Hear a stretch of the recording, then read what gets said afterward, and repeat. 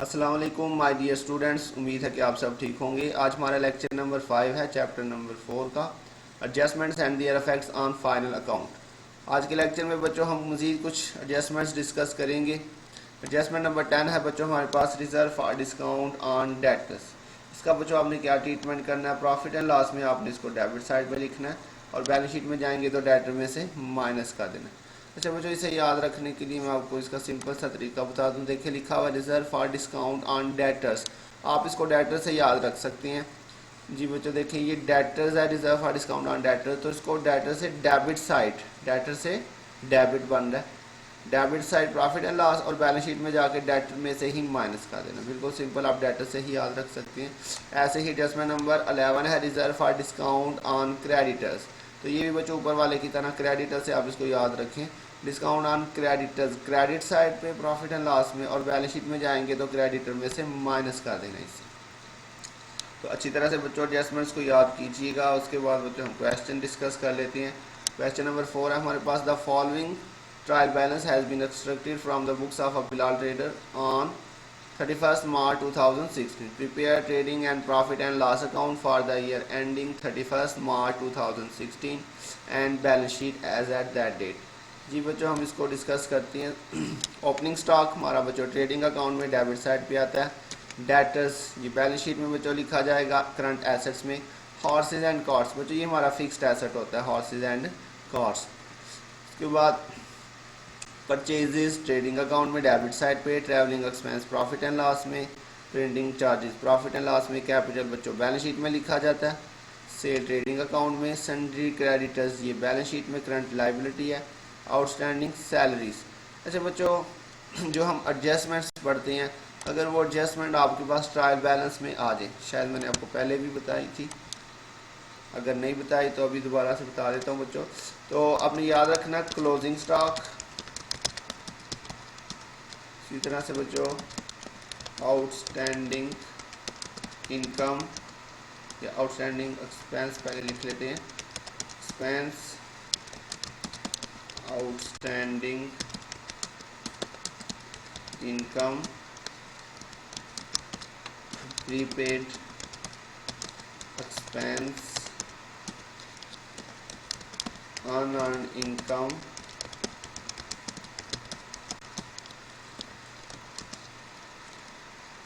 जी बच्चों ये चीज़ें अगर आपके पास बच्चों कहाँ पे आ जाएं, अगर आपको ये चीज़ें उसने ट्रायल बैलेंस में दी हों, ये सारी चीज़ें अगर वो आपको कहाँ पे दे दे बच्चों ट्रायल बैलेंस के अंदर, तो देन आपने इन चीज़ों का सिंगल अफेक्ट करना है।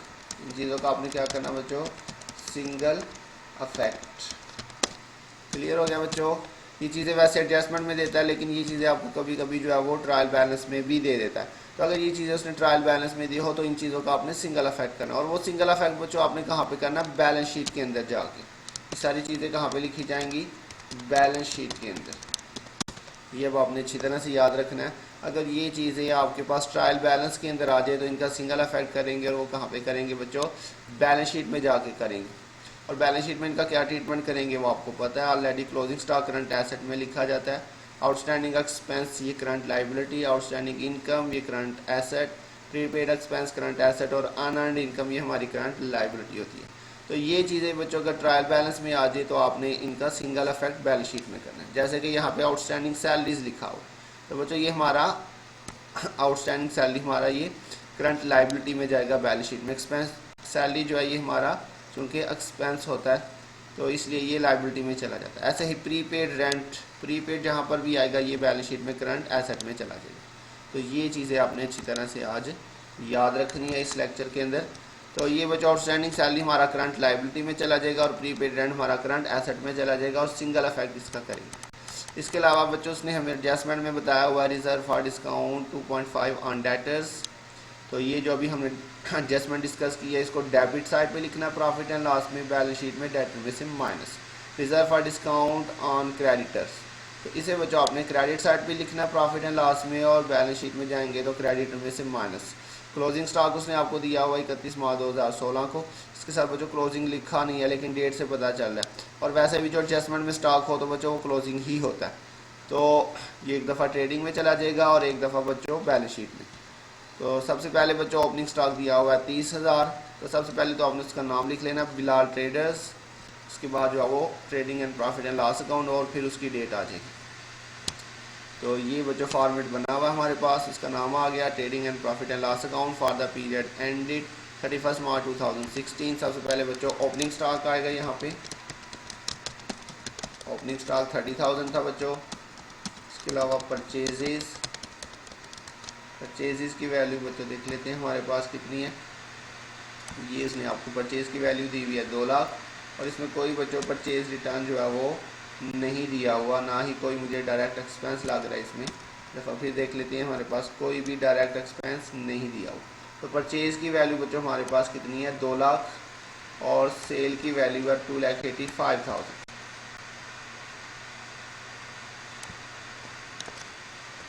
ये आ जाएगा बच्चों 2 लाख, और इस साइड पे बच्चों सेल आ जाएगी।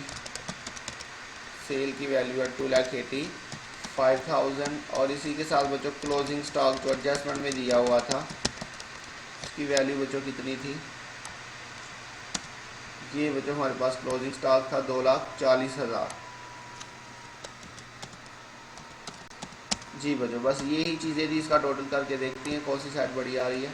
तो क्रेडिट साइड पे आ रहा है 2,85,000 जमा 2,40,000, इसका टोटल किया हमने, ये क्रेडिट साइड है। और उसके बाद बच्चों दूसरी साइड पे आ जाएगा आपके पास 30,000 और जमा 2 लाख।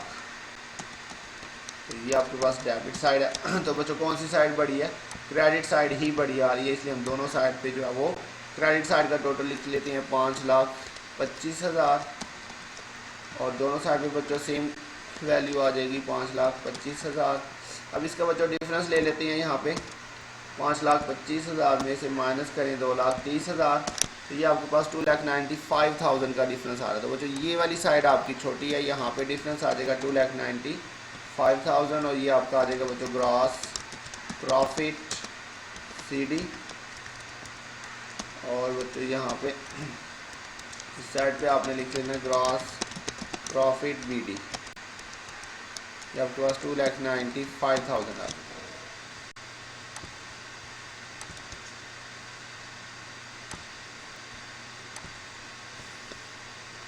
जी बच्चों अब इसके बाद बाकी जो एक्सपेंसेस है वो यहाँ पे लिख लेते हैं हमारे पास, देखते हैं कौन कौन सा एक्सपेंस आ रहा है। तो यहाँ पे बच्चों आपके पास जो है वो आ रहा है ट्रैवलिंग एक्सपेंस और प्रिंटिंग चार्जेस, बस ये दो ही आपके पास एक्सपेंस आ रहे हैं। ट्रैवलिंग चार्जेस बच्चों ट्रैवलिंग एक्सपेंस 5,000 आपके पास,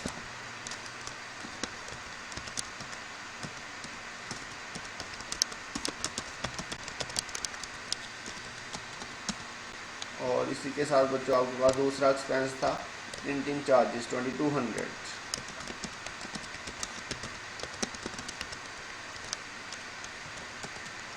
ये बच्चों जस्ट दो ही एक्सपेंस थे हमारे पास, फिर से टोटल देखते हैं। तो बच्चों इसी साइड का टोटल जो है वो ज़्यादा आ रहा है 2,95,000, इसलिए हम दोनों साइड पे यही लिख लेते हैं 2,95,000। और इसमें से बच्चों हम जो है वो डेबिट साइड को माइनस कर देते हैं।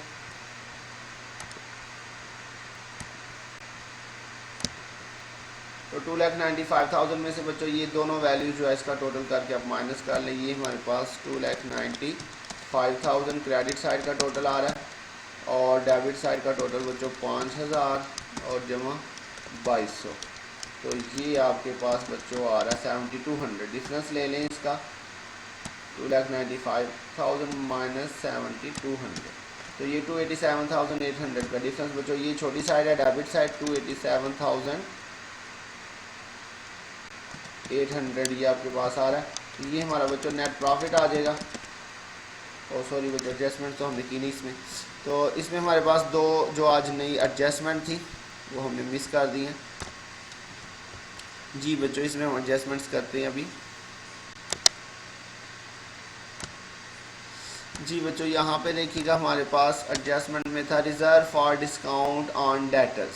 तो ये भी मैंने आपको बताया, आपने डिस्काउंट ऑन डेटर 2.5% लेना सबसे पहले तो डेटर्स के ऊपर। डेटर की वैल्यू बच्चों देखिए कितनी है यहाँ पे, ये इसने आपको दी हुई है 1,30,000।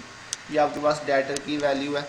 इसके लिए बच्चों आपने वर्किंग करनी है तो आप वर्किंग भी कर सकते हैं, या फिर आप कैलकुलेटर से इसको डायरेक्टली कैलकुलेट कर सकते हैं। तो कैलकुलेटर से बच्चों देखते हैं इसको कैलकुलेट करके। ये हमारे पास डेटर की वैल्यू बच्चों कितनी है, 1,30,000, ये 1,30,000। और इस पर आपने बच्चों कितना लेना है, मल्टीप्लाई करेंगे 2.5 और डिवाइडेड बाय 100, तो ये आपके पास आ रहा है 3,250। तो ये आपका बच्चों आ जाएगा reserve for discount on debtors. ये आपके पास आ जाएगा बच्चों reserve for discount on debtor 3,250। तो अभी मैंने आपको इसका ट्रीटमेंट बताया, इसे आपने एक दफ़ा डेबिट साइड पर लिखना है, reserve for discount on debtors कितना है बच्चों, 3,250। और दूसरी साइड पे बच्चों जो आपके पास दिया हुआ था reserve for discount on creditor, ये भी बच्चों 2.5% है। तो क्रेडिटर की वैल्यू ये देख लीजिए आपके पास है 1,00,000। तो यहाँ पर भी बच्चों आप 1,00,000 के ऊपर कैलकुलेट करेंगे, मल्टीप्लाई 2.5 डिवाइडेड बाय 100, तो ये आपके पास 2,500 आ रहा है। Reserve for discount on creditor 2,500 आ रहा है। तो ये बच्चों क्रेडिट साइड पे लिखा जाएगा, reserve for discount on creditor 2,500 बच्चों ये आ जाएगा जी। तो अब इसका टोटल कर लेते हैं इसमें दोबारा से हम। ये आपके पास था 2,95,000 और प्लस 2,500, ये क्रेडिट साइड है। और ये बच्चों डेबिट साइड पे आपके पास आ रहा है 5,000 जमा 2,200 और जमा 3,250। तो ये आपके पास टोटल आ गया। अब बच्चों अब भी जो है वो क्रेडिट साइड ही बढ़ी है, 2,97,500। दोनों साइड पे बच्चों सेम वैल्यू आ जाएगी 2,97,500। अब इन दोनों का डिफरेंस लिया हमने, यहाँ पे डिफरेंस ले लेते हैं। ये हमारे पास 297,500 और माइनस 10,450, ये आपके पास 287,050 आ रहा है बच्चों। तो यहाँ पे ये हमारे पास वैल्यू आ जाएगी, ये नेट प्रॉफिट आ जाएगा बच्चों। ये वाली साइड छोटी है तो यहाँ पे नेट प्रॉफिट आ जाएगा जी। तो बच्चों ये हमारे पास जो है वो trading and profit and loss account complete हो चुका है। ये हमने आज के क्वेश्चन में नई एडजस्टमेंट देखी है। Reserve for discount on debtor, ये बच्चों डेबिट साइड है। तो ये देखिए reserve for discount on debtor ये डेबिट पे आएगा, और reserve for discount on credit ये क्रेडिट पे आ जाएगा। उसके बाद बैलेंस शीट में बच्चों सबसे पहले करंट एसेट्स के अंदर cash in hand, cash at bank. तो यहाँ पे देखें तो आपको उसने कोई कैश वगैरह नहीं दिया हुआ, कैश के बाद जो है वो बैंक भी नहीं दिया, डेटर्स दिया हुआ बच्चों। तो ये डेटर्स हमारा करंट एसेट होता है 1,30,000। तो ये लिख लेते हैं बच्चों सबसे पहले डेटर्स 1,30,000 जी बच्चों। इसको मैंने इनर कॉलम में लिखा क्योंकि इसमें से मैंने भी आपको बताया reserve for discount on debtors, जो बच्चों भी हमने कैलकुलेट किया था वो आपने इसमें से क्या करना है, माइनस कर देना। तो इसमें से बच्चों करते हैं माइनस। तो कितना आया था बच्चों रिजर्व फॉर डिस्काउंट, ये आया था 3,250। तो ये आ जाएगा, माइनस कर देंगे 3,250। तो माइनस करके बच्चों यहाँ पे आपके पास 1,30,000 माइनस 3,250, ये आ जाएगा डिफरेंस जी बच्चों। इसके अलावा क्लोजिंग स्टॉक जो एडजस्टमेंट में दिया था उसका डबल इफेक्ट करेंगे। क्लोजिंग स्टॉक की वैल्यू बच्चों कितनी थी हमारे पास, 2,40,000। ये क्लोजिंग स्टॉक बच्चों एक दफ़ा ट्रेडिंग में लिखा, एक दफ़ा बैलेंस शीट में इधर आ जाएगा 2,40,000। और इसके अलावा बच्चों उसने आपको ट्रायल बैलेंस में दिया था प्रीपेड। तो ये मैंने आपको बताया अगर ये चीज़ें ट्रायल बैलेंस में आ जाए तो इनका सिंगल इफेक्ट करेंगे। और प्रीपेड बच्चों जब भी आएगा ये करंट एसेट में आएगा, प्रीपेड ने हमेशा करंट एसेट में ही आना होता है। तो प्रीपेड क्या था बच्चों, ये प्रीपेड रेंट 10,000, प्रीपेड रेंट 10,000 आ जाएगा बच्चों ये। इसके बाद बच्चों फिक्स्ड एसेट्स आ जाएंगे आपके पास।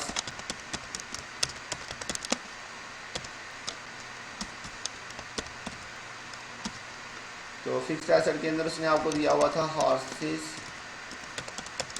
एंड कार्ट्स, ये बच्चों आपका फिक्स्ड एसेट है, टांगा घोड़ा जी। हॉर्सेज एंड कार्ट्स कितना है जी, 60,000। ये आपके पास हॉर्सेज एंड कार्ट्स की वैल्यू है 60,000।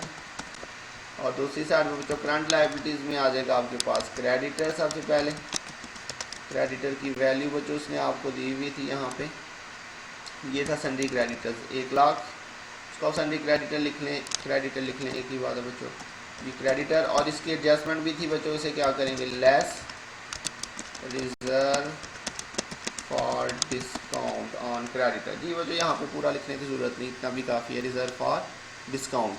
तो इसकी वैल्यू बच्चों कितनी थी, ये हमने निकाली थी 2500 reserve for discount on creditors.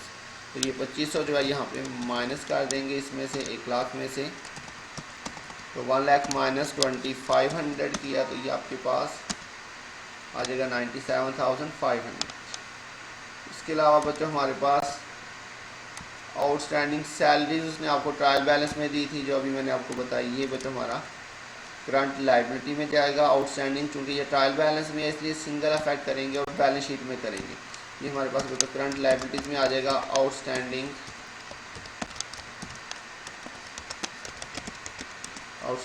Salaries 10,000 थी इसकी वैल्यू बच्चों। जी बच्चों 10,000 इसकी वैल्यू थी।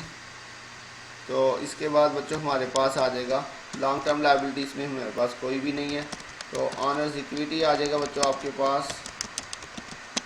ऑनर्स इक्विटी के अंदर सबसे पहले हम कैपिटल लिखते हैं बच्चों, तो कैपिटल की वैल्यू कितनी है हमारे पास, ये कैपिटल है बच्चों 42,200 और इसके अंदर बच्चों आपने नेट प्रॉफिट को क्या करना है, ऐड कर लेना है।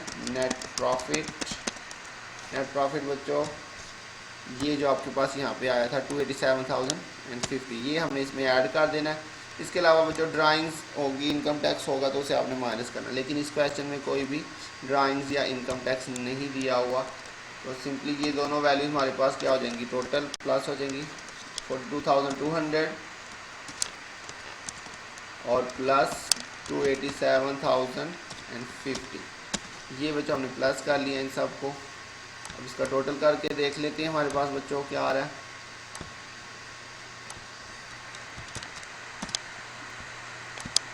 और इस साइड का भी बच्चों सेम टोटल आना चाहिए।